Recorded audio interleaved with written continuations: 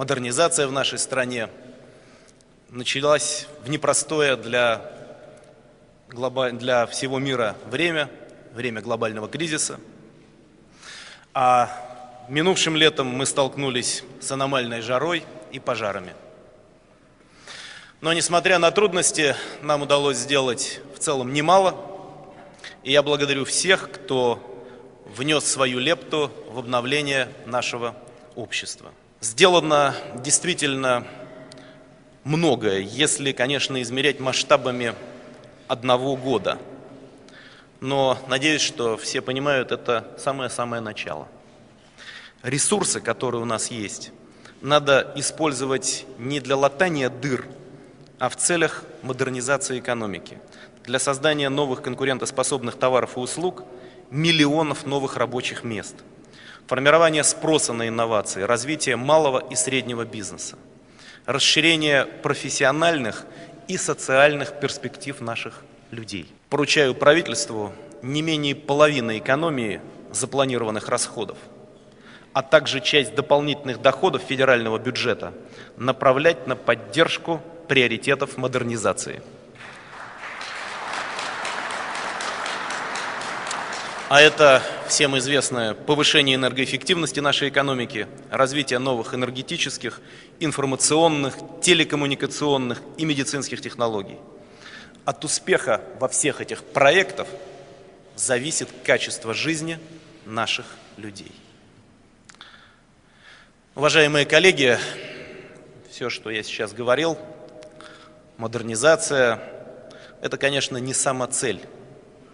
Это лишь инструмент, с помощью которого мы сможем решить давно назревшие проблемы в экономике, в социальной сфере, поддержать тех, кто в этом более всего нуждается, и создать условия для раскрытия способностей тех, на кого мы очень надеемся, то есть наших детей, нашей молодежи.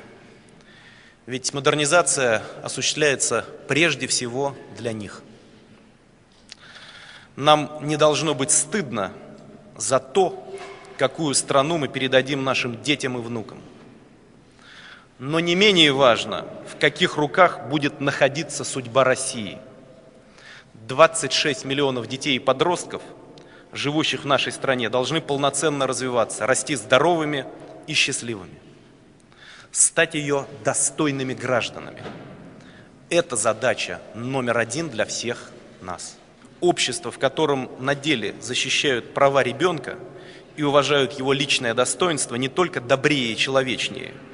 Это общество быстрее и лучше развиваются. Мы должны повысить доступность и качество медицинской, а также социальной помощи матерям и детям, развивать программу родового сертификата и систему восстановительного лечения для детей первых 3 лет жизни, новорожденных с низкой массой тела. Надо также увеличить господдержку лечения бесплодия с применением, в том числе, технологий экстракорпорального оплодотворения. Второе. Необходимо провести технологическую модернизацию детских поликлиник и больниц, повысить квалификацию их сотрудников. На эти цели путем софинансирования региональных программ уже со следующего года должны быть направлены значительные ресурсы. Не менее 25% средств, совокупно выделяемых на модернизацию здравоохранения, должны пойти на развитие детской медицины. Сегодня уже к 1 классу школы сложности со здоровьем выявляются почти у трети детей. Еще более удручающие показатели обычно у подростков диагностируют. Отклонения по здоровью имеют 2/3 из них. Я поручаю, начиная с 2011 года, проводить их углубленную диспансеризацию. Особое внимание нужно уделить вакцинопрофилактике, доступности для детей и подростков качественных лекарственных препаратов и ранней диагностики у них туберкулеза, онкологических и иных опасных заболеваний. По мнению экспертов, главный путь преодоления демографического кризиса – это радикальное увеличение количества семей с 3 и более детьми. Поэтому я считаю, что для многодетных семей должен быть создан режим наибольшего благоприятствования. В некоторых регионах, например, насколько я знаю, в Ивановской области, при рождении 3-го ребенка решили бесплатно выделять земельный участок под строительство жилого дома или дачи. Это очень правильная мера и пример в то же время для других территорий. Считаю целесообразным сделать эту практику повсеместной.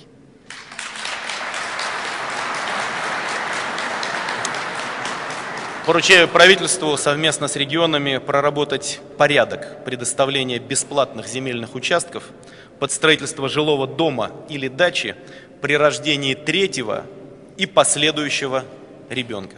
Очень болезненный для молодых семей вопрос о детских садах, о местах в детских садах.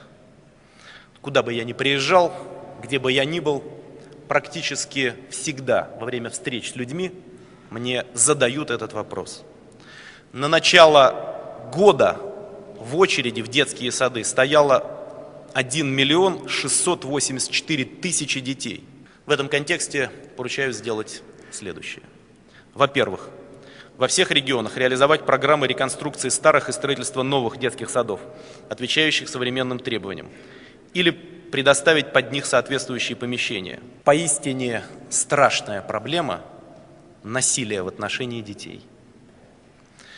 По официальным данным МВД, в 2009 году от преступных посягательств пострадали более 100 тысяч детей и подростков. Только вдумайтесь в эту цифру. Многие факты просто переворачивают душу. Детей, чаще всего сирот, детей из неблагополучных семей, вовлекают в наркоманию, проституцию, в другие криминальные сферы. Мерзавцев, которые этим занимаются, нужно наказывать самым суровым образом.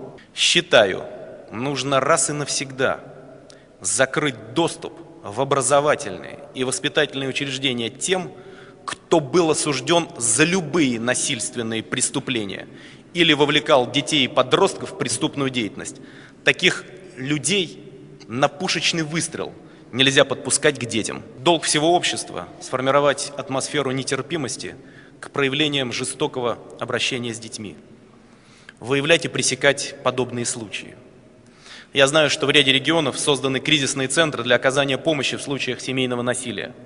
Опыт такой работы накопленный в Санкт-Петербурге и в Оренбургской области, и в Ханты-Мансийском автономном округе.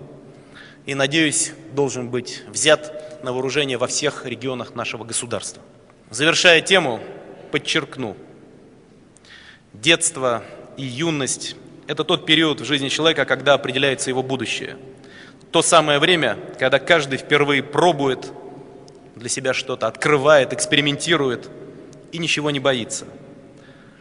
Дух новаторства, желание что-либо делать новое, дерзость мысли – все это сегодня очень нужно нашей стране.